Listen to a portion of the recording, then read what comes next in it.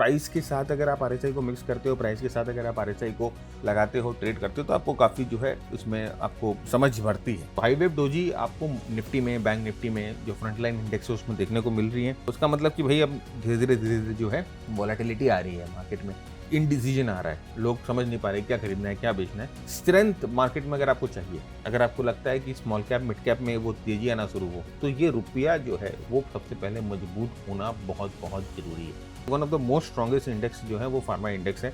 एकदम अपने आप को सस्टेन करके रखा है। मार्केट गिर रहा है, मार्केट में तूफान आ रही है, भूचाल आ रहा है, इसको कोई मतलब नहीं है। सर पूरी दुनिया तो 61.8, 38.2, 23.6 या 78.6 इसकी बात कर रहे हैं। आप ये लेवल कहाँ से लेके आ गए?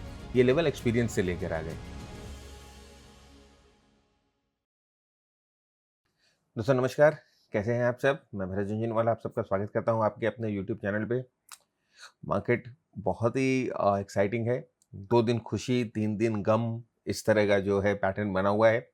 तो आइए चल के देखेंगे कि मार्केट एक्चुअली क्या करना चाह रहा है, अब यहाँ से कहाँ आगे जा सकता है, कहाँ पर सप्लाई लेवल्स है, कहाँ पर डिमांड लेवल्स है, कैसे टेक्निकल एनालिसिस को इस्तेमाल करके आप मार्केट में अपने आप को टाइम कर सकते हो, मार्केट की जो गतिविधियाँ होती है उसको पहचान सकते हो।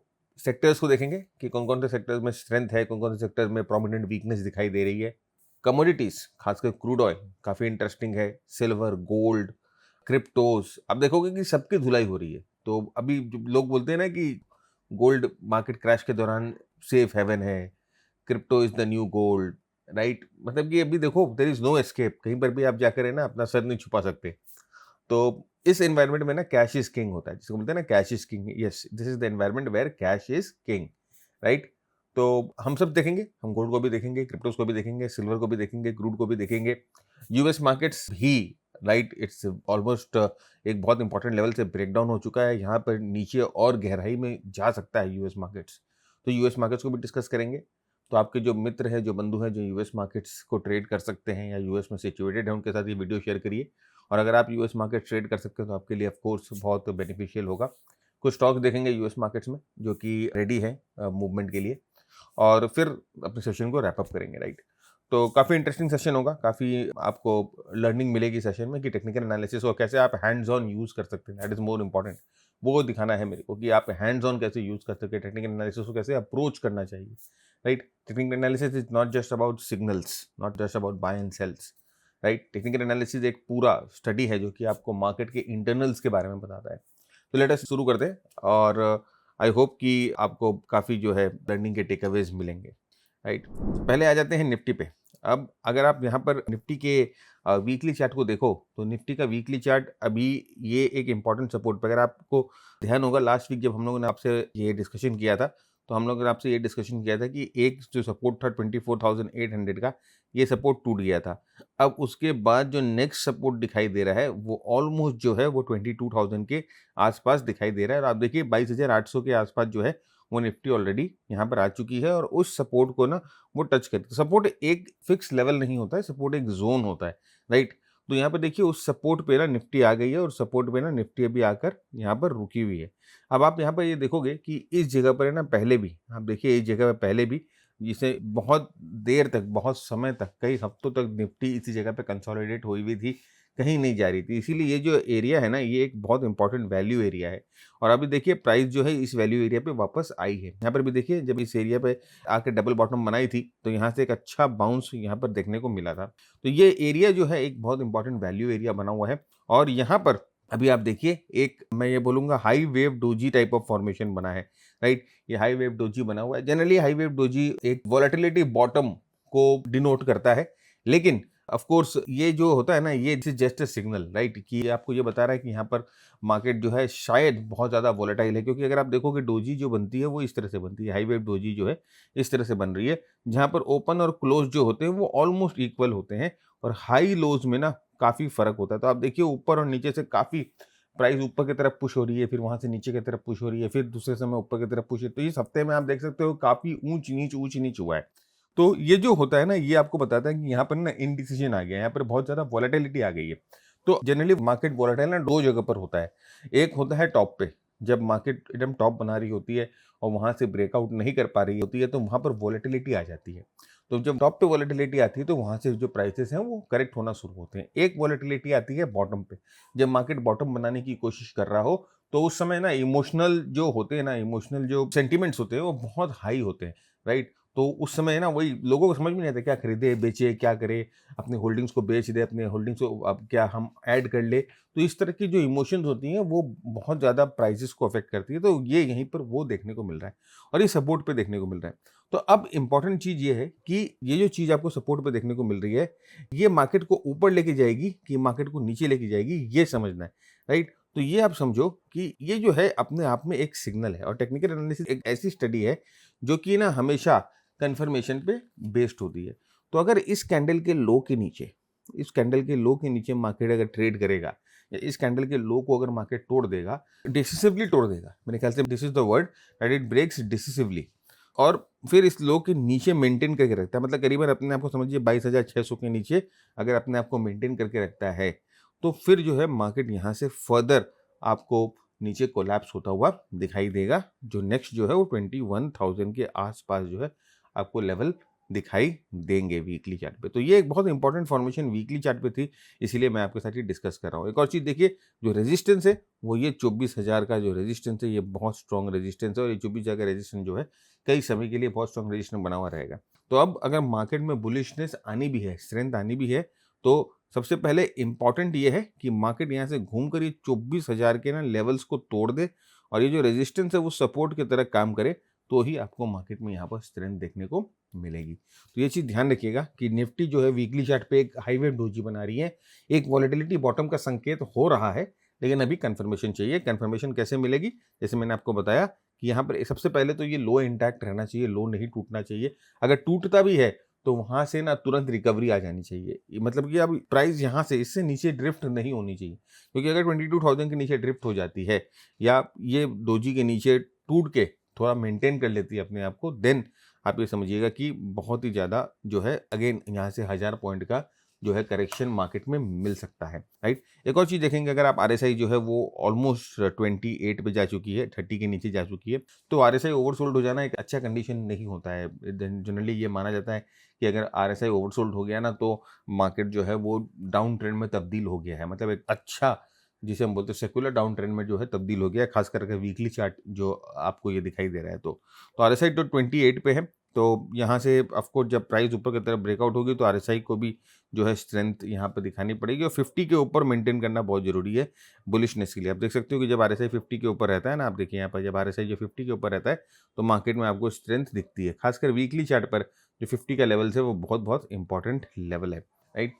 तो फ्रेंड, ऐसे बहुत सारे कंसेप्ट्स हैं ना जो हम लोगों ने अपनी एक नई किताब आरएसआई मास्टरी में जो है वो रिलीज़ करी है, और आरएसआई मास्टरी में इसके अलावा और बहुत से इन डेप्थ कंसेप्ट जैसे कि range rules, positive reversal, negative reversal, trend monitor system, एक पूरा मॉनिटर सिस्टम है, ट्रेंड मॉनिटर सिस्टम बनाया है जिसको यूज़ करके आप है ना ट्रेंड की स्ट्रेंथ को, मोमेंटम को जो है वो परख सकते हो। तो वो किताब जो है अभी वर्ल्ड वाइड रिलीज हुई भी है और बहुत लोगों ने ली है, बहुत पॉजिटिव रिस्पॉन्सेज मिल रहे हैं, हम लोगों को फीडबैक बहुत पॉजिटिव मिल रहे हैं। तो अगर आप आरएसआई को और इन डेप्थ जानना चाहते हो तो वो किताब आप जरूर रेफर करिए, और उसके बाद अगर आप चाहते हो कि नेक्स्ट लेवल पे जाए आरएसआई को और एक नेक्स्ट लेवल पे लेके जाए जहां पर आरएसआई को एकदम मतलब कि माइन्यूटली आप समझे, तो अभी हम लोगों ने एक नया प्रोग्राम लॉन्च किया है आरएसआई का, आरएसआई री इमेजिन्ड, जहां पर बहुत ही इन डेप्थ आरएसआई के बारे में हम लोगों ने बात की है। तो उस प्रोग्राम को करने के बाद ना आपका इंडिकेटर को देखने का नज़रिया, प्राइस को देखने का नज़रिया पूरा चेंज हो जाएगा। तो बहुत लोगों ने वो प्रोग्राम भी सब्सक्राइब किया है। तो पहले आप वो बुक ले लीजिए और एक बार उस बुक को आप पढ़ लीजिए और समझ लीजिए कि आपको किस डेप्थ में वो प्रोग्राम मिल सकता है, राइट? तो अगेन आपके ऊपर डिपेंड करता है, ओके? अगर आप आरएसआई को और इन डेप्थ जानना चाहते हो, मैंने एंड्रू कार्डवेल से आरएसआई सीखा है। एंड्रू कार्डवेल को अथॉरिटी ऑफ आरएसआई माना जाता था, तो मैंने उनके साथ कम से कम 2012 से मैं उनके साथ जुड़ा था और 2022-23 तक मैं उनके साथ था जब उनका निधन हुआ था। तो आप देख सकते हैं कि मैंने उनके साथ काफ़ी टाइम स्पेंड किया और काफ़ी उनसे इनपुट्स आरएसआई के बारे में हम लोगों ने सीखा है। नेक्स्ट हम आते हैं डेली चार्ट पे, और डेली चार्ट पे अगर आप देखोगे एक चीज़, तो आप देखिए ये 20 डे का मूविंग एवरेज है, ये एकदम ज़बरदस्त रेजिस्टेंस की तरह जो है वो यूज़ हो रहा है, राइट? और निफ्टी ना बार-बार इस 10-20 डे पे मूविंग एवरेज पे टक्कर खा रही है, वापस आ रही है। आप देखिए कि ये जो पैटर्न बना हुआ है ना, 2 दिन अप होता है, फिर मार्केट गिर जाता है, 2 दिन अप होता है, फिर मार्केट गैप डाउन खुलता है, 2 दिन अप होता है, मार्केट नीचे जाता है, 2 दिन अप होता है, ये मार्केट नीचे जाता है। तो आप ये यहाँ पर देख सकते हैं पैटर्न को अगर आप समझो, ये मार्केट की रिदम को समझो, मार्केट किस तरह से मूवमेंट ले रहा है उसको समझो, तो बहुत सारी क्लैरिटी आ जाती है, राइट? तो देखिए 2 days up, 2 days up, 3 days up, 2 days up, तो मोटा-मोटी आप देखोगे कि जैसे मैंने कहा ना कि 2 दिन खुशी और फिर बाद में गम, तो वही चीज़ जो है यहाँ पर मार्केट जो है बार-बार दी जा रही है। अब यहाँ पर देखिए 10-20 डे का मूविंग एवरेज रेजिस्टेंस की तरह काम आ रहा है, तो आपको ये तो बहुत श्योर है कि ये वाला ज़ोन जो है, वो बहुत ही स्ट्रॉन्ग रेजिस्टेंस ज़ोन है, राइट? और अगर हम बात करें नंबर की, तो 23,800 का जो लेवल है, वो एक बाहुबल लेवल है, बहुत स्ट्रॉन्ग लेवल है। अभी अगर मार्केट को यहाँ से स्ट्रेंथ लानी है, जो हम लोगों ने वीकली चार्ट पे देखा कि जो हाई वेव डोजी बनी है या जो एक बड़ा हाई वेव कैंडल बना है, वो अगर स्ट्रेंथ दिखाएगा, राइट? अगर वहाँ पर स्ट्रेंथ दिखानी है, अगर वहाँ पर एक तेज़ी दिखानी है, तो क्या चाहिए ना, मार्केट को 23,800 के ऊपर क्रॉस करके 23,800 पे सपोर्ट लेकर यहाँ से हायर टॉप हायर बॉटम का जो है फॉर्मेशन बनना चाहिए। और साथ ही साथ यहाँ पर देखिएगा, हम लोगों को ऐसा भी चाहिए कि ये जो है ना मूविंग एवरेजेस जो है वो पॉजिटिव हो जाए, पॉजिटिव क्रॉसओवर हो जाए और प्राइस जो है मूविंग एवरेजेस के ऊपर आ जाए।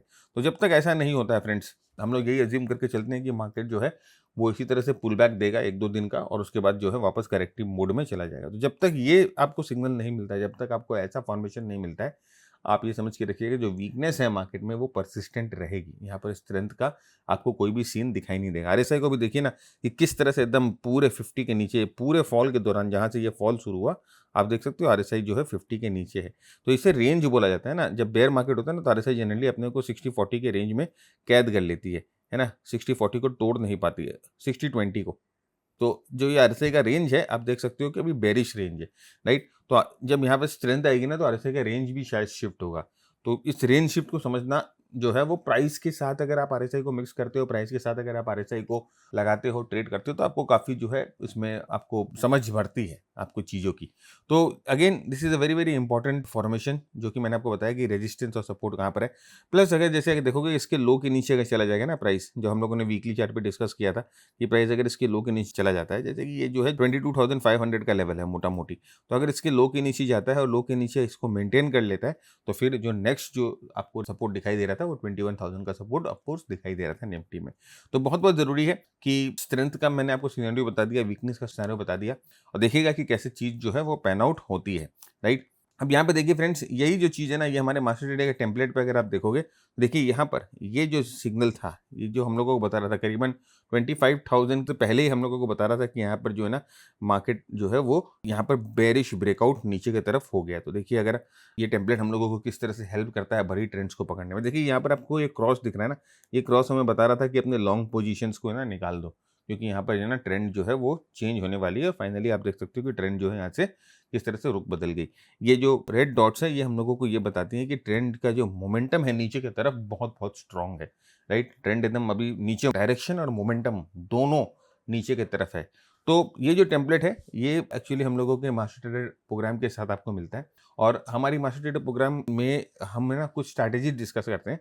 जैसे कि मार्केट अगर आप जानते हो ना, ऐसे फेज़ में चलता है ना? ये एक्यूमुलेशन फेज़ होता है, ये डिस्ट्रीब्यूशन फेज़ होता है, और ये मार्कअप फेज़ होता है, ये मार्कडाउन फेज़ होता है। तो ये हर एक फेज़ में ना अलग-अलग स्ट्रैटेजीज़ होती हैं। मार्कडाउन फेज़ में से 3, 4, 5, 6 ऐसे अलग-अलग लेवल्स होते हैं। तो अलग-अलग लेवल्स पे कौन-कौन सी स्ट्रैटेजीज़ को इस्तेमाल करना है।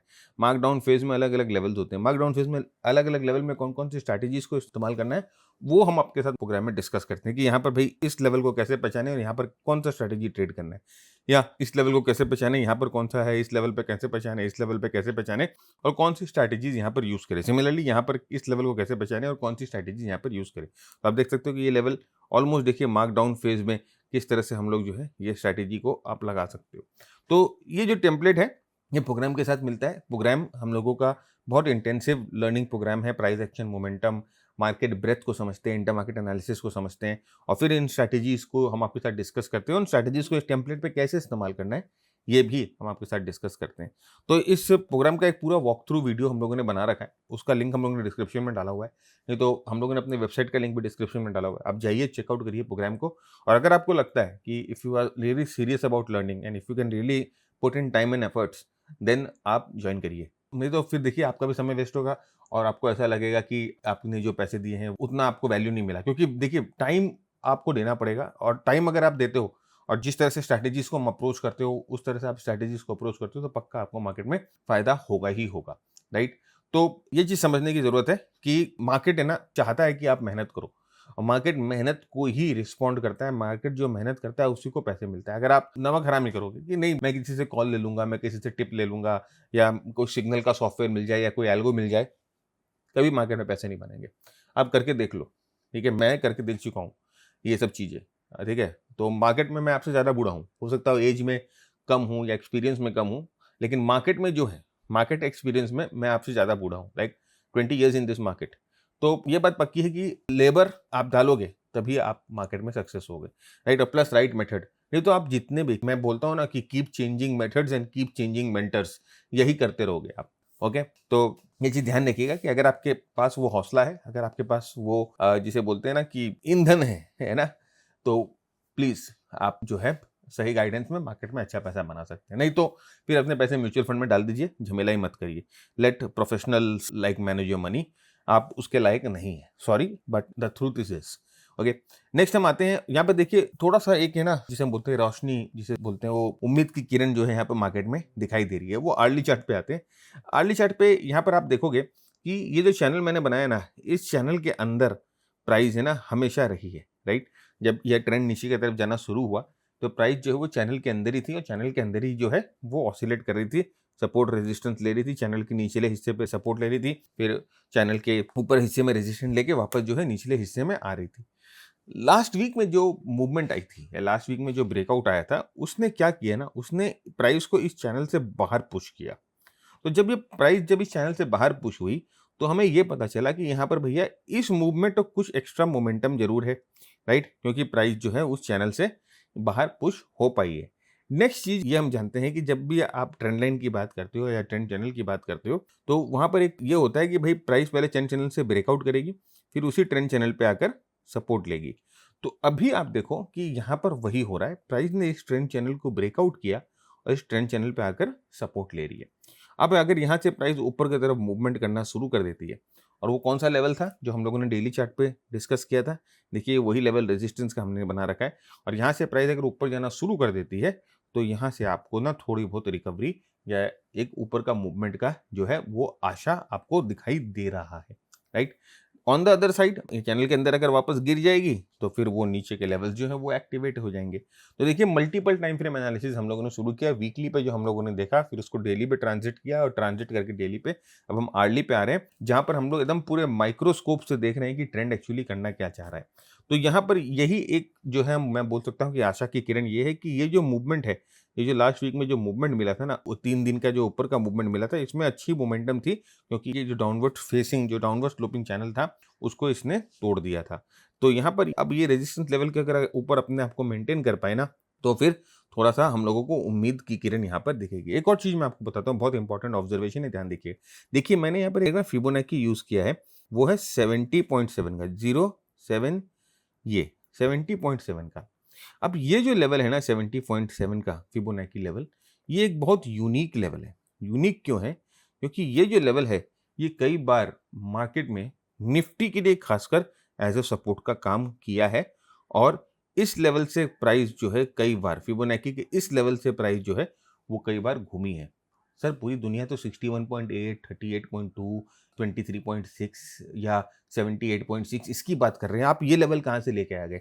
ये लेवल एक्सपीरियंस से लेकर आ गए, राइट। तो यहाँ पर जो है ये 70.7 का जो लेवल है बहुत बार मार्केट को सपोर्ट दिया है। तो खासकर ये मोमेंटम आने के बाद, ये मोमेंटम हम लोगों ने देखा ना, मोमेंटम डेवलप हुई है, मोमेंटम आने के बाद ये 70.7 पे रुका हुआ है। तो इसीलिए मैंने बोला ना कि एक आशा की किरण जो है वो दिखाई दे रही है, प्लस यहाँ पर ये ट्रेंड लाइन एनालिसिस से और ये फिबोनाची एनालिसिस से। लेकिन याद रखिएगा ये जो गैप है ये एक बहुत इंपॉर्टेंट रेजिस्टेंस है, इसके ऊपर जो है प्राइस जाएगी तभी स्ट्रेंथ मिलेगी। और साथ में हम ये देखेंगे ना कि आरएसआई जो है वो ओवरबॉट होना शुरू हो जाएगी।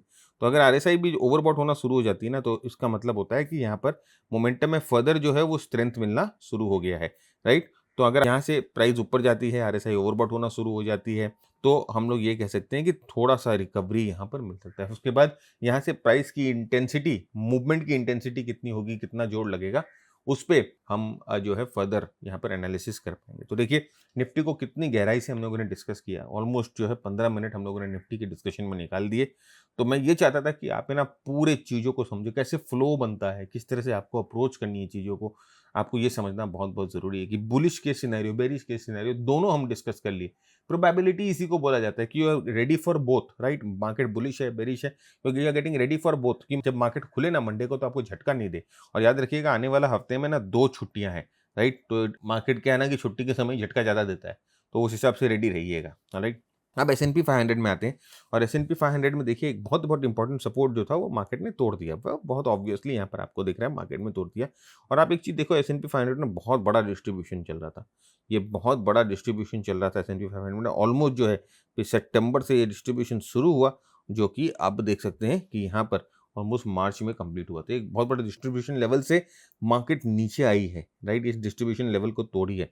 अब भैया यहाँ पर है ना थोड़ा सा डेंजर जोन में आ गया एस&पी 500, क्योंकि अब अगर ये सिलसिला जारी रहा तो आप समझिएगा कि एस&पी 500 में एक लंबा करेक्शन आपको देखने को मिलेगा। हालांकि नेक्स्ट लेवल यहाँ पर 6000 के आसपास है, लेकिन अगर ये नीचे देखिए, आप देख सकते हो किस तरह से प्राइस ने तोड़ा है। यहाँ पर एक बहुत इंपॉर्टेंट और बहुत स्ट्रॉन्ग सपोर्ट को प्राइस ने बहुत स्ट्रॉन्ग कैंडल स्टिक बनाकर तोड़ा है।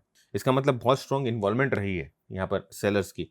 तो यहाँ पर ये प्राइस टूट चुका है। अब यहाँ से थोड़ा सा रिकवरी अगर मिले तो मिले, जिसे टेक्निकल पुल बैक बोलते हैं, और नेक्स्ट लेवल जो है वो 6000 के आसपास है। अगर आप यूएस मार्केट के स्टॉक्स को भी देखोगे ना, तो जितने बड़े स्टॉक्स हैं, जितने फ्रंट लाइन स्टॉक्स हैं, जितने मेगा कैप है, जिसे बोलते हैं ना मेगा कैप स्टॉक्स, बड़े बड़े कैपिटलाइजेशन वाले स्टॉक सारे टूटे हैं। आप टेस्ला देखो, आप जाके एप्पल को देखो, आप एनवीडिया को देखो, आप अमेजन को देखो, IBM, Microsoft, they have been very strong damages across the board. तो ये हमें बताता है ना कि फ्रेंड्स की यूएस का मार्केट का कंडीशन तो ज़्यादा बेटर नहीं है, राइट?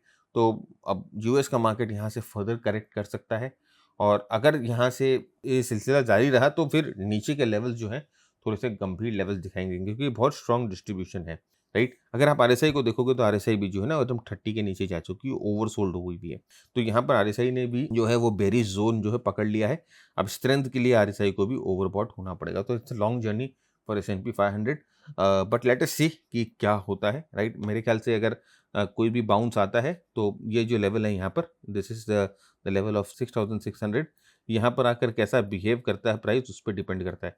लेकिन जिस हिसाब से ये डिस्ट्रीब्यूशन लेवल ब्रेकडाउन हुआ है, आई थिंक दैट नीचे की जर्नी थोड़ी सी अभी और बाकी है एस&पी 500 में। ये मैंने ट्विटर पर भी डाला था, अगर आप जाके मेरे ट्विटर हैंडल को फॉलो करोगे तो वहाँ पर भी मैंने डाला था नीचे कि यहाँ पर किस तरह से जो है एस&पी 500 रेडी रहता है नीचे जाने के लिए। सेम चीज़ अगर आप देखोगे नैस्डैक में, absolutely the same format, right? एक बहुत स्ट्रॉन्ग यहाँ पर डिस्ट्रीब्यूशन ब्रेक हुआ है। देखिए आप देख सकते हो किस तरह से, जैसे मैंने आपको बोला ना कि अलग अलग मार्केट फेज होते हैं। देखिए ये अलग अलग मार्केट फेज होते हैं ना, ये एक्यूमुलेशन का फेज होता है, ये मार्कअप का फेज होता है, ये डिस्ट्रीब्यूशन का फेज होता है, और ये फिर मार्क डाउन का फेज होता है।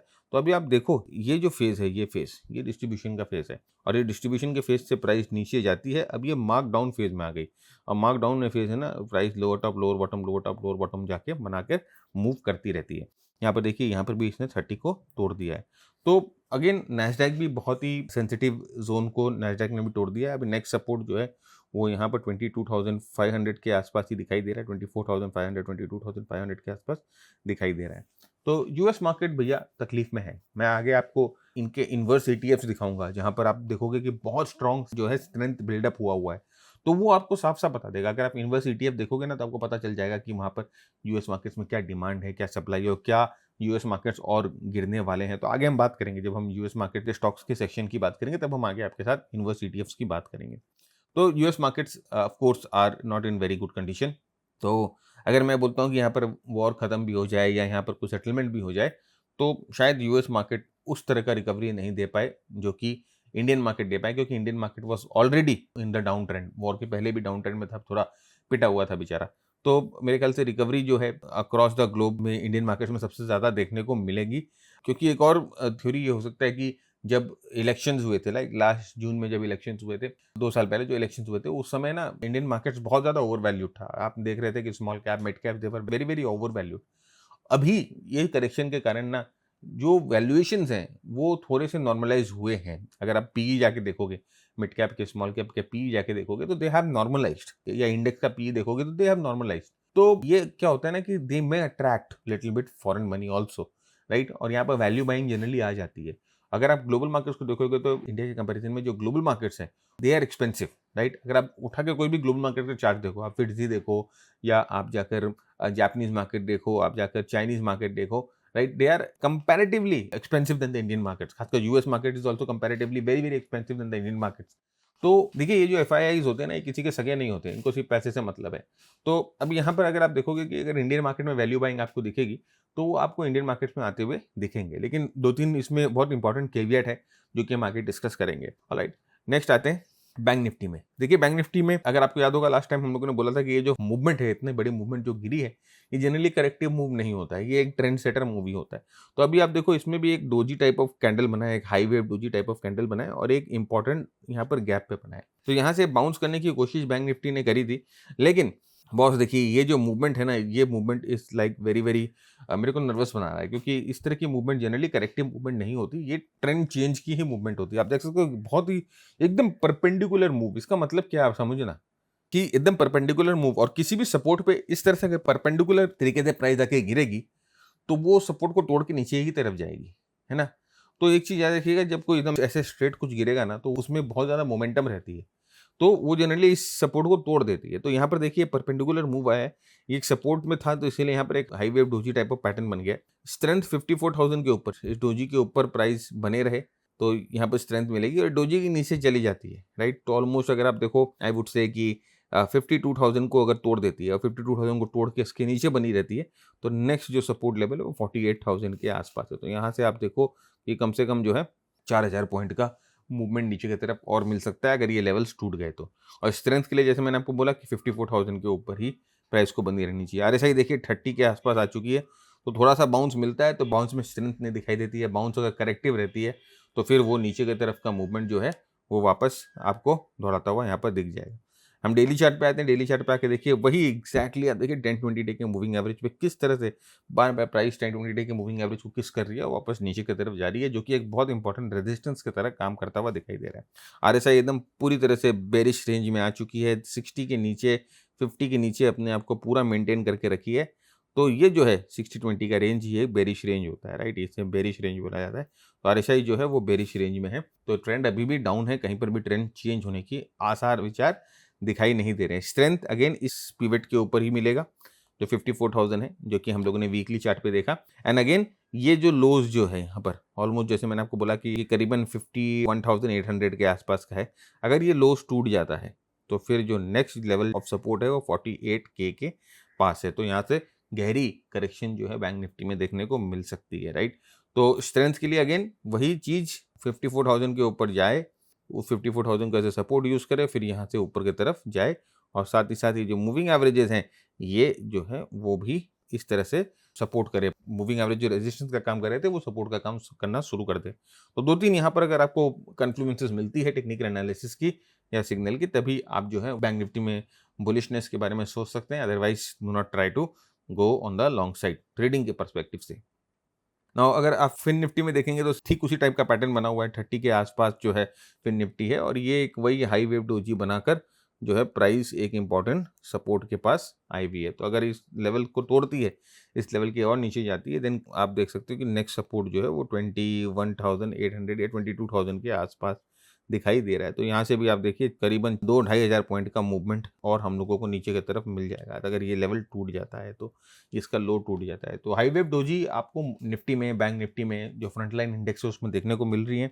तो इसका मतलब कि भाई अब धीरे धीरे जो है वॉलेटिलिटी आ रही है मार्केट में, इनडिसीजन आ रहा है, लोग समझ नहीं पा रहे क्या खरीदना है क्या बेचना है।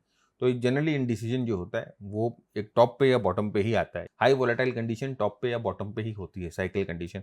लेकिन अगेन हम लोगों को कंफर्मेशन चाहिए, और एक बार अगर कंफर्मेशन मिल जाता है, डेली चार्ट को मॉनिटर करेंगे, और जो लेवल्स की हम लोगों ने बात की है उसको मॉनिटर करेंगे, और उसके नीचे अगर और या उसके ऊपर बेसिकली ट्रेड करना शुरू कर देता है, तो फिर हमारी जो है नेक्स्ट जो स्ट्रैटेजी है या रणनीति है वो हम बरकरार रखेंगे। आते हैं फार्मा इंडेक्स में। देखिए one of the most strongest index जो है वो फार्मा इंडेक्स है। एकदम अपने आप को सस्टेन करके रखा है। मार्केट गिर रहा है, मार्केट में तूफान आ रही है, भूचाल आ रहा है, इसको कोई मतलब नहीं है। ये अपना 52 वीक हाई ब्रेकआउट के पास जो है कंसोलिडेट कर रहा है। तो बॉस ये चीज़ याद रखिएगा कि जब मार्केट यहाँ से रिकवर होगा, जब मार्केट यहाँ से घूमना शुरू करेगा, तो सबसे पहला जो छलांग मारेगा ये फार्मा सेक्टर ही मारेगा, क्योंकि सबसे स्ट्रॉन्ग सेक्टर है फार्मा और हेल्थ केयर। तो इसको अपने वॉच लिस्ट पे जरूर रख के रखिए। इनके जो स्टॉक्स हैं जो कि अच्छा सेटअप बना रहे हैं, जो कि कम गिर रहे हैं पूरे मार्केट के कंपैरिजन में, जिनका बीटा जो है वो स्टेबल है, राइट, उन स्टॉक्स की वॉच लिस्ट आपको बना के रखनी है, राइट, उन स्टॉक्स की वॉच लिस्ट बना के रखिए। और ये जो सेक्टर है सबसे ज़्यादा स्ट्रॉन्ग सेक्टर है, इस चीज़ का ध्यान रखिएगा। तो जब मार्केट यहाँ से पलटी मारेगा, जब मार्केट यहाँ से घूमेगा, तो this sector can be the front runner. बहुत स्ट्रॉन्ग मूवमेंट आपको इस सेक्टर में देखने को मिलेगी। आपको फार्मा का ETF भी मिलता है, एक्सचेंज ट्रेडेड फंड इंडिया में है, ETFs भी हैं, तो आप उसको भी एक्सप्लोर कर सकते हैं कि आप किस तरह से ETFs में अपने आप को प्लेस कर सकते हैं। तो फार्मा के ETFs, अगर आपको सेक्टर प्ले करना है, आप बोलोगे सर मेरे को नहीं, स्टॉक का मैं बहुत डर रहा हूँ, मेरे को पता नहीं है मेरे को कौन सा स्टॉक खरीदना है, स्टॉक्स में क्या पिटाई हो जाए, क्या हो जाए, क्या हो जाए। सेक्टर, सर मेरे को सेक्टर प्ले करना है, सेक्टर प्ले करना है, तो दो तरीके होते हैं, या तो आप एक इस सेक्टर का म्यूचुअल फंड होता है और दूसरा होता है ये ETF। तो आप ETF जो है वो प्रॉपर स्टॉक की तरह खरीद सकते हो और अपने डीमैट में रख सकते हो। जैसे जैसे सेक्टर बढ़ेगा ETF का प्राइस जो है वो बढ़ेगा, राइट। तो ETF जो है वो अभी बहुत ज़्यादा आप देखोगे इन बिजनेस आ गया है। ETFs में बहुत ज़्यादा जो है सारे ऑलमोस्ट सभी सेक्टर्स के ETFs निकल चुके हैं। इनवर्स ETF नहीं निकला है अभी तक, मालूम नहीं गवर्नमेंट क्या कर रही है। I would request the government to also introduce the inverse ETFs। Crude के ETF लेके आओ, राइट। यूएस में देखिए सारी चीज़ों के ETFs हैं आपके, ऑलमोस्ट जो है ना, आपको सारे इंडेक्स के ETF मिलते हैं, आपको ऑलमोस्ट सारे कमोडिटीज़ के ETFs मिलते हैं। तो यूएस में ETFs बहुत ज़्यादा ट्रेड होती हैं। तो मैं यही चाहूँगा कि भाई इंडिया गवर्नमेंट भी लेकर आए ETFs और शुरू करे, इनेबल करे। लोग कम से कम शॉर्ट करना छोड़ देंगे या फ्यूचर ऑप्शन में ट्रेड करना हो सकता है कम हो जाए, इनवर्स ETFs अगर आ जाते हैं तो। ये एक एजेंडा है, देखिए क्या होता है। लेकिन यार ध्यान रखिएगा कि अगर आपको लगता है कि आप स्टॉक सिलेक्ट नहीं कर पाओगे या स्टॉक ट्रेड नहीं कर पाओगे, देन फार्मा का ETF जो होता है उसको आप जरूर एक्सप्लोर कर लीजिए। लेकिन बहुत स्ट्रॉन्ग सेक्टर है, इस चीज़ का ध्यान रखिएगा। नेक्स्ट हम आते हैं इंफ्रास्ट्रक्चर में। देखिए इंफ्रास्ट्रक्चर सेटअप जो है, यहाँ पर एक इंपॉर्टेंट सपोर्ट पे आ गया है और यहाँ पर एक ये ब्रेकआउट कर रहा था ना, ये ब्रेकआउट कर नहीं पाया बेचारा, और उसके बाद ये नीचे आ गया। अभी देखिए स्ट्रॉन्ग ब्रेकडाउन यहाँ पर मिला है और अब एक इंपॉर्टेंट सपोर्ट पे है। अगर इसको तोड़ देता है तो इंफ्रास्ट्रक्चर में थोड़ा और वीकनेस आपको देखने को मिलेगा और इंफ्रास्ट्रक्चर जो है अपने नेक्स्ट सपोर्ट लेवल पे आता हुआ दिखाई देगा। तो इंफ्रास्ट्रक्चर जो लोग शॉर्ट कर सकते हैं या जिनके अंदर वो हिम्मत है शॉर्ट करने की, वो इस सेक्टर को ध्यान रखिए कि अगर यहाँ से ब्रेकडाउन होता है तो एक head and shoulder type of formation यहाँ पर हुआ है, तो अगर यहाँ से ब्रेकडाउन होता है तो इंफ्रास्ट्रक्चर जो है वो थोड़ा सा करेक्ट कर सकता है। नेक्स्ट जो आते हैं सेक्टर में वो है auto index. Again auto index very very important support, एक बहुत इंपॉर्टेंट सपोर्ट पे आया हुआ है। देखिए ये ब्रेकआउट जो हुआ था ये किस तरह से ट्रैप करता है आप जानते हो। ब्रेकआउट हुआ लेकिन RSI जो है ना वो ब्रेकआउट नहीं हुई। 2 बार अटेम्प्ट हुआ ब्रेकआउट का, लेकिन RSI जो है ना, दोनों अटेम्प्ट में RSI ब्रेकआउट नहीं हुई। तो ये बता रहा था कि भैया ये जो ब्रेकआउट है इसमें मोमेंटम नहीं है, ये तो नीचे जाएगा। अब देखो बहुत स्ट्रांगली जो है ये नीचे आकर अब अपने नेक्स्ट सपोर्ट पे बैठा हुआ है। अगर इस नेक्स्ट सपोर्ट को तोड़ देता है तो फिर और नीचे की तरफ ऑटो सेक्टर में अपने को करेक्शन देखने को मिल सकती है। तो ऑटो सेक्टर को अपने वॉच लिस्ट पे आप रख सकते हो। मेटल एक और चीज़ है जो कि अभी ये चैनल को फॉलो कर रहा है और मतलब ये थोड़ी बहुत स्ट्रेंथ मेटल में देखने को मिल रही है।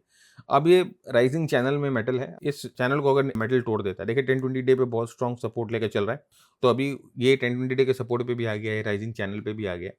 इस चैनल को अगर मेटल तोड़ देता है तो मेटल स्टॉक्स में भी आपको करेक्शंस जो हैं वो देखने को मिल जाएंगे। हालांकि भी आप देखोगे मेटल स्टॉक्स में करेक्शन कंपैरेटिवली आपको कम देखने को मिली है, लेकिन अगर यहाँ से टूटेगा तो मेटल स्टॉक्स में भी करेक्शन देखने को मिल जाएंगी। नेक्स्ट आते हैं एनर्जी इंडेक्स। अब एनर्जी इंडेक्स देखिए ये भी जो है अपने बहुत इंपॉर्टेंट, बार बार ब्रेकआउट करने की कोशिश कर रही है लेकिन समहाउ ब्रेकआउट नहीं हो पा रहा है इसका भी, राइट, क्योंकि आप देखोगे RSI जो है ना वो भी ब्रेकआउट नहीं हो पा रही है। तो मोमेंटम नहीं है, प्राइस जाके कंसोलिडेट जरूर करिए लेकिन मोमेंटम नहीं है। तो एनर्जी सेक्टर एक बार यहाँ से ब्रेकआउट हो जाए, एनर्जी सेक्टर में एक बार यहाँ से ऊपर की तरफ मूवमेंट मिल जाए तो एनर्जी सेक्टर भी जो है अच्छा कर सकता है लॉन्ग साइड में। तो एनर्जी सेक्टर को भी वॉच लिस्ट में रखिए। फार्मा मार्केट जब खुलेगा मेरा मतलब कि मार्केट जब अच्छा होगा, बुलिश मार्केट में स्ट्रेंथ देखना शुरू होंगे, तो फार्मा जो है एक सेक्टर है जो बहुत अच्छा आपको करता हुआ दिखाई देगा। दूसरा सेक्टर जो है वो एनर्जी सेक्टर हो सकता है।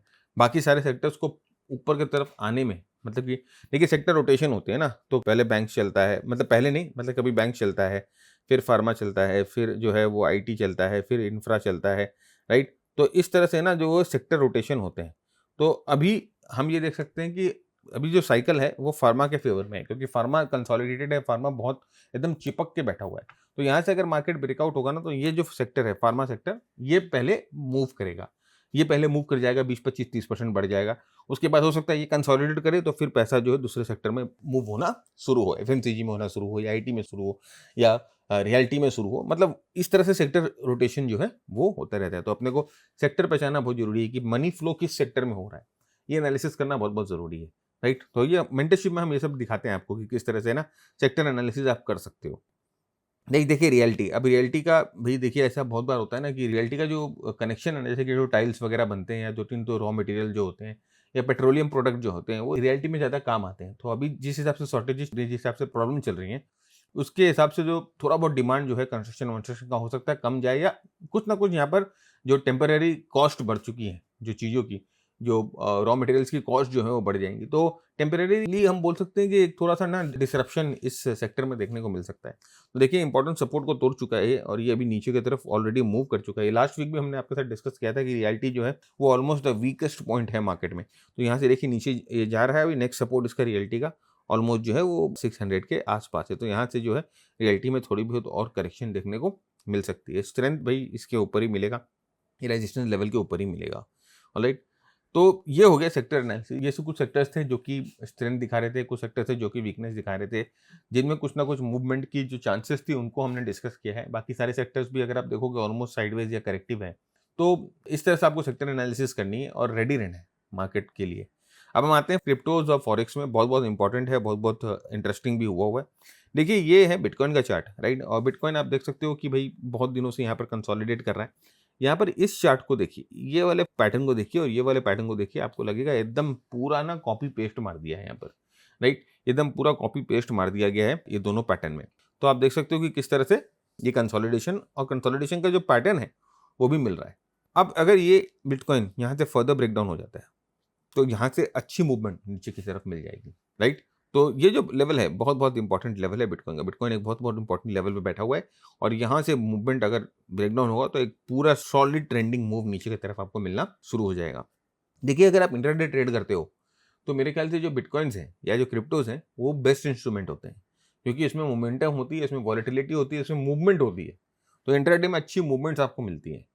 तो one of the best instruments है ये इंट्राडे ट्रेड करने के लिए, अगर आपके पास सही सिस्टम है, अगर आपके पास सही अप्रोच है, राइट। तो यहाँ पर आप देखिए ये मूवमेंट देखिए इंट्राडे की, राइट। 30 मिनट के चार्ट पे देखिए यहाँ पर ये ऑलमोस्ट एक सेल आया था और उसके बाद देखिए कितनी स्ट्रांगली जो है आप यहाँ पर जो है वो अपने ट्रेड्स को ट्रेल कर सकते हो। यहाँ पर बाई आया था and then you can see यहाँ पर सेल आया था, यहाँ बाई आया था। तो इंट्राडे में आपको जो है क्रिप्टोज में काफ़ी अच्छा मूवमेंट मिलता है। अभी आप सोच रहे होगे कि ये सिस्टम कौन सा है, राइट। ये सिस्टम हम लोगों का इंट्राडे ट्रेडिंग सिस्टम है, जिसको हम लोग क्रिप्टोज और बाकी कमोडिटीज वगैरह में सब में यूज़ करते हैं। तो ये सिस्टम हम आपको ना बिल्कुल फ्री में दे सकते हैं, फ्री में आपको दे सकते हैं। कैसे दे सकते हैं? जैसे कि आप जब स्टॉक्स में ट्रेड करते हो, कमोडिटीज में ट्रेड करते हो, तो आपको किसी ब्रोकर के पास अकाउंट खुलवानी होती है। वैसे ही जब आप क्रिप्टो में ट्रेड करोगे ना, तो आपको किसी ब्रोकर के पास जो है वो जाकर अकाउंट खुलवाना पड़ेगा।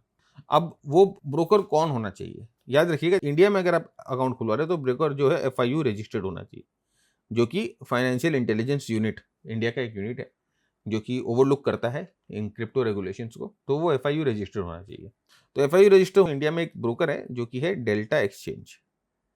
तो डेल्टा एक्सचेंज जो ब्रोकर है, इनके पास सबसे ज़्यादा वॉल्यूम्स मिलती है और ये आपको इनेबल करते हैं एफएनओ में ट्रेड करने के लिए। मतलब क्रिप्टो एफएनओ में आप जो है वो ट्रेड कर सकते हैं। और सबसे अच्छी बात है कि आप है ना इसको ना 10,000 रुपए से, बहुत छोटे कैपिटल से भी शुरू कर सकते हैं। तो डेल्टा एक्सचेंज में अकाउंट खुलवाने के लिए और ये सिस्टम लेने के लिए आपको डेल्टा एक्सचेंज में अकाउंट खुलवाना पड़ेगा और अकाउंट जो है हमारे एफिलिएट लिंक से खुलवा लीजिएगा, जो कि हम लोगों ने डिस्क्रिप्शन में डाल दिया है। एक बार आप अकाउंट खुलवा लोगे, अपने अकाउंट को वेरीफाई कर लेना और वेरीफाई करके हमें इस नंबर पे 9748173333 इस नंबर पे एक स्क्रीनशॉट भेज देना कि सर हम लोगों ने जो है आपके लिंक से अकाउंट खुलवा लिया है। हम वेरीफाई कर लेंगे और ये जो बंदा मेरा नंबर लेके बैठा है, आपको जो कोर्स है वो फ्री में आपको दे देगा, राइट। तो आप इसको लगाइएगा अपने चार्ट पे कि ये बैंड्स कैसे लगाने हैं, कैसे आपको एंट्रीज लेनी है, वो सारे कोर्स में एक्सप्लेन है। आप इस बैंड को लगाइएगा चार्ट पे, मॉनिटर करिए, अगर आपको सूट करता है तो आप ट्रेड करिए। बहुत लोगों ने फ्री कोर्स लिया, बहुत लोगों को अच्छा लगा, बहुत लोगों ने फ्री कोर्स में पैसा बनाया और उसके बाद उन्होंने कोर्सेज जो है हमारे और लिए, अपग्रेड किए। तो ये तरीका है this is the only way to get this course, और कोई तरीका नहीं है। अगर आपके पास ऑलरेडी अकाउंट है डेल्टा एक्सचेंज में, तो आप कॉइन डीसीएक्स में भी अकाउंट खुलवा सकते हो। तो कॉइन डीसीएक्स में अगर आप अकाउंट खुलवाते हो, तो वो भी कॉइन डीसीएक्स का लिंक भी मैंने डाल दिया है। तो अगेन स्क्रीनशॉट हमें भेज दिए, हम वेरीफाई करेंगे और वेरीफाई करके सेम वही प्रोसेस होगा। ऑलराइट, तो this is how basically you can avail this course. आपको ये कोर्स जो है मिल सकता है। नेक्स्ट देखिए, इथेरियम में भी सेम टाइप ऑफ फॉर्मेशन अगर आप देखोगे तो ऑलमोस्ट हिस्ट्री रिपीट इटसेल्फ बोला जाता है, तो यही है, history is repeating itself, right. और आरएसआई देखिए 60 पे आकर रुक गया। तो अब देखिए, आप देख सकते हो 60-20 का रेंज जो है वो कैसे काम आ रहा है। एकदम बेरिश रेंज जो है 60-20 का ही काम आता है बेयर मार्केट में। तो आरएसआई जो है 60-20 की रेंज को ही पकड़ लेती है। ऑलराइट, तो बुक जरूर पढ़िए, बहुत आपको समझ में आए चीज़ यह है, जो आरएसआई के बुक को अगर आप पढ़ोगे ना, बहुत चीज़ें आपको समझ में आएंगी। आप जो है ट्रेंड को, मोमेंटम को एकदम अलग नज़रिए से देखना शुरू कर दोगे। तो अगर यहाँ से ब्रेकडाउन मिलेगा तो इथेरियम भी नीचे आएगा, जैसे कि बिटकॉइन आया था। अब यहाँ पर आते हैं भैया, ये है अपना इंडिया रुपया, राइट, जो कि बहुत बुरी तरह से पिट चुका है। अभी आप देखो 95 से ऊपर जा चुका है डॉलर के कंपैरिजन में। मतलब कितनी बुरी तरह से पिटा है, कितनी बुरी तरह से गिर चुका है। और मैं ये बार बार बोलता हूँ और अभी भी बोलता हूँ, आप किसी की भी एनालिसिस सुन लो, आप टीवी पे जाओ या ट्विटर पे जाओ या फेसबुक पे जाओ, किसी की भी एनालिसिस सुन लो। स्ट्रेंथ मार्केट में अगर आपको चाहिए, अगर आपको लगता है कि स्मॉल कैप मिड कैप में वो तेजी आना शुरू हो, स्मॉल कैप मिड कैप में वो जिसे बोलते हैं ना बज, वो आना शुरू हो, तो ये रुपया जो है वो सबसे पहले मजबूत होना बहुत बहुत जरूरी है। अगर ये रुपया मजबूत नहीं होगा और इसी तरह से कमजोरी करता रहेगा, तो आपको स्मॉल कैप में, मिड कैप में किसी भी तरह की कोई भी आपको स्ट्रेंथ नहीं दिखाई देगी। एकदम साफ बात है, सुन लो उसको। तो स्ट्रेंथ अगर चाहिए, अगर आपको लगता है कि स्ट्रेंथ आना है, स्मॉल कैप मिड कैप चलना चाहिए, सबसे पहले Indian rupee should get stronger, क्योंकि एफआईआईस का एक बहुत बड़ा ये बैरोमीटर है। कमजोर रुपए के इन्वायरमेंट, किसी भी कंट्री की अगर करेंसी कमजोर हो जाती है तो वहां पर जो है फॉरेन का पैसा नहीं आता है, क्योंकि उन लोग अगर इंडिया में पैसा लगाएंगे और इंडिया का करेंसी डिवैल्यू हो जाएगा तो उन लोग को साफा साफा नुकसान है। तो इस एनवायरमेंट में आप ये समझ के रखिएगा कि स्मॉल कैप मिड कैप तो नहीं चलेंगे। तो बहुत बहुत इंपॉर्टेंट है, एक बहुत स्ट्रॉन्ग बैरोमीटर। देखिए, इंटर मार्केट एनालिसिस का ये सबसे बेसिक अंडरस्टैंडिंग मैं आपको बता रहा हूँ, बहुत बहुत इंपॉर्टेंट है कि यहाँ पर रुपया स्टेबल हो जाए। अगर नहीं होगा तो आप ये समझ के रखिए कि स्टॉक मार्केट आपको सुई चुभाती रहेगी, आपको चुभती रहेंगे सुई। और भी बहुत इंटर मार्केट रिलेशनशिप्स होती हैं, जिससे आप ये देखकर अंदाजा लगा सकते हो कि यहाँ पर क्या और दर्द अभी हमें सहना पड़ेगा कि नहीं। ऑलराइट, तो ये जो है again very very important thing, कि जब तक ये कमज़ोर नहीं होगा, मतलब जब तक डॉलर कमज़ोर नहीं होगा, तब तक इंडियन मार्केट्स आपको इसी तरह से दिखाई देंगे। देख सकते हैं आरएसआई कितना स्ट्रांग है, आप देखिए एकदम 70 के ऊपर एकदम क्रूज कर रहा है, बहुत स्ट्रांग मोमेंटम है। अब जैसे बोला ना कि बुलिश जो रेंज होती है, देखिए अभी आप बुलिश रेंज आप देख रहे हो, बुलिश रेंज 80 और 40 की रेंज हो जाती है बुल मार्केट में। तो आप देखो रुपया जब से मजबूत है, क्या ये एकदम 40 के नीचे ही नहीं जाएगा वो, देखिए 40 के नीचे नहीं जाएगा। ठीक है, नेक्स्ट हम आते हैं कमोडिटीज़ पे। अब कमोडिटीज़ में आते हैं तो पहले बात करते हैं क्रूड ऑयल की।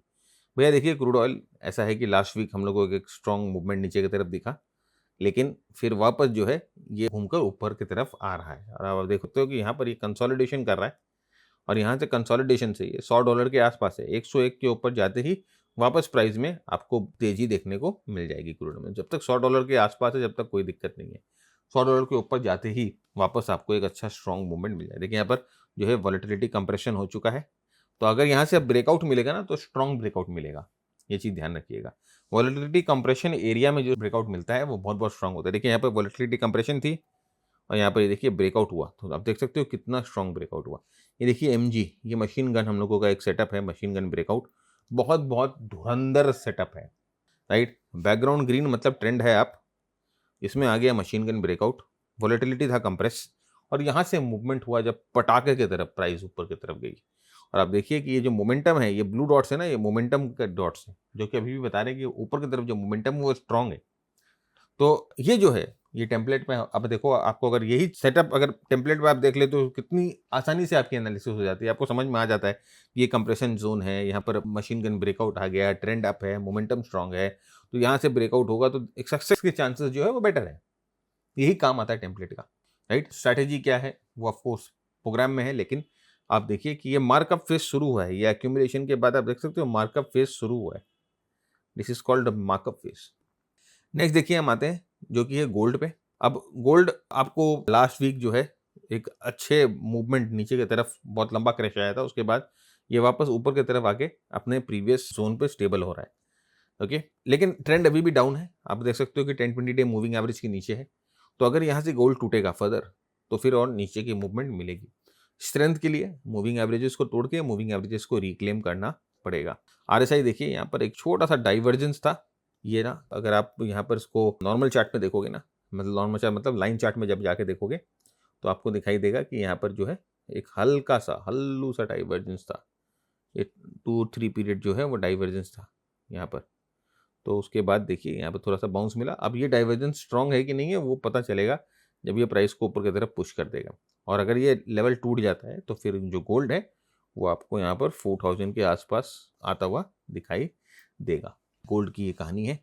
सिमिलरली अगर आप सिल्वर में देखोगे, सिल्वर में भी सेम थिंग, अपने प्रीवियस सपोर्ट लेवल पे आके रुका एक स्ट्रांग मूवमेंट के बाद, और अभी भी देखिए 10-20 डे की मूविंग एवरेज के नीचे है। और अगर ये सपोर्ट टूट जाता है यहाँ पर तो सिल्वर में फर्दर और भी कमजोरी आपको देखने को मिल सकती है। ऑलराइट, तो ये है सिल्वर का कहानी। नेक्स्ट हम आते हैं कुछ यूएस स्टॉक्स को देखते हैं जो कि सेट हुए हैं। देखिए जैसे मैंने आपको कहा कि इनवर्स ईटीएफ जो होती हैं वो आपको कई हद तक बताती हैं कि मार्केट जो है वो क्या करना चाह रही है। तो यहाँ पर देखिए ये अल्ट्रा प्रो शॉर्ट क्यू यानी कि ये नैस्डैक का इनवर्स ईटीएफ है। तो इसको अगर आप खरीद लेते हो तो नैस्डैक गिरेगा तो ये ईटीएफ बढ़ेगा। ये स्टॉक की तरह आपके डीमैट में आ जाता है। ये फ्यूचर नहीं है, ये ऑप्शन नहीं, इसमें कुछ एक्सपायरी का झमेला नहीं है। ये जनरली जैसे आप स्टॉक डिलीवरी लेते हो वैसे आप ईटीएफ इनवर्स ईटीएफ डिलीवरी ले रहे हो। तो यहाँ पर देखिए ये एक बहुत स्ट्रॉन्ग फॉर्मेशन था, एक बहुत स्ट्रॉन्ग बेस बना रहा था और इस बेस से अभी ये ब्रेकआउट हुआ है। ठीक है, और आप देखो आरएसआई एकदम बहुत स्ट्रांग है, एकदम 60 के ऊपर क्रूज कर रही है, बुल रेंज में है। तो अभी ये आपको बता रहा है ये तो अभी ब्रेकआउट हुआ है भैया, इसकी जर्नी अभी बहुत लंबी है ऊपर की तरफ। ये बहुत दिनों के बाद ब्रेकआउट हुआ है और आप देखो अच्छे फॉर्मेशन के साथ ब्रेकआउट हुआ है, अच्छी वॉल्यूम्स के साथ मूवमेंट आ रही है इसमें। तो ये चीज ध्यान रखिएगा कि ये जो है अगर तेजी रहा इसमें तो यूएस मार्केट कमजोर रहेगा। सिमिलरली अगर आप देखोगे आपको इसका भी, ये देखिए रसल 2000 यानी कि उसका जो स्मॉल कैप इंडेक्स है उसका इनवर्स ईटीएफ देखिए यहाँ पर inverse head and shoulder formation बना रहा है और एक बार ब्रेकआउट हुआ था वो ब्रेकआउट वापस नीचे आ गया समहाउ, क्योंकि यहाँ पर अगर आप देखोगे इस ब्रेकआउट में आरएसआई जो है वो 60 को क्रॉस नहीं कर पा रही थी। अब यहाँ पर देखिए अगर ये वापस ब्रेकआउट हो जाता है तो यूएस मार्केट में जो ब्रॉडर मार्केट्स हैं रसल 2000 उसमें भी धुलाई शुरू हो जाएगी। ये देखिए S&P 500 का इनवर्स ईटीएफ है।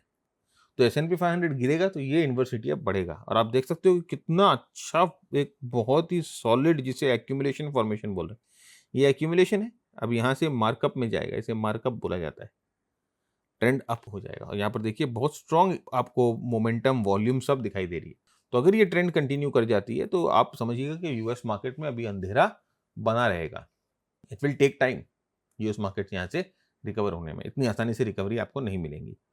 नेक्स्ट अगर आप देखिए इसको स्टॉक्स की बात करते हैं, बहुत ज़्यादा स्टॉक्स तो नहीं है, एक ही स्टॉक से मुझे मिले, कोको कोला कंपनी है। कोको कोला कंपनी अच्छे मूवमेंट के बाद अभी आप देखिए यहाँ पर वापस 50 डे मूविंग एवरेज के पास आकर जो है वो कंसोलिडेट कर रही है। तो यहाँ से अगर ब्रेकआउट मिलेगा तो अच्छी मूवमेंट ऊपर की तरफ मिलेगी। देखिए ये हमारा मशीन गन ब्रेकआउट सिस्टम मैंने आपको बोला ना, और देखिए जहाँ पर कंप्रेशन होता है वहाँ से ब्रेकआउट बहुत अच्छा होता है। और इस टेम्पलेट में एक और अच्छी बात है कि ये आपको है ना कौन सी स्ट्रैटेजी और कितना स्टॉप लॉस आपको यहाँ लगाना है वो भी सजेस्ट कर देता है। तो फ्रेंड्स ये था आज का एपिसोड और मैं ये समझता हूँ कि आपने आज है ना बहुत कुछ सीखा है। मेरा इंटेंशन यही है कि आप टेक्निकल एनालिसिस के साथ रूबरू हो और देखो कि इसको किस तरह से मार्केट में आपको इस्तेमाल करना है। तो होपफुली आपने सीखा है और बहुत एनलाइटमेंट मिली है आपको। वीडियो अगर पसंद आया है तो वीडियो को जरूर शेयर करिए अपने फ्रेंड्स के साथ जो कि मार्केट सीखना चाहते हैं, इंटरेस्टेड है मार्केट के बारे में जानने में, खासकर टेक्निकल एनालिसिस के बारे, प्राइस एक्शन मोमेंटम के बारे में जानने में जो इंटरेस्टेड है उनके साथ वीडियो जरूर शेयर करिए। अपने यूएस के मित्रों के साथ वीडियो शेयर करिए, लाइक करिए, चैनल को सब्सक्राइब करिए। तब तक के लिए keep earning, keep learning, keep sharing. जय हिंद, जय भारत। मिलेंगे नेक्स्ट वीक।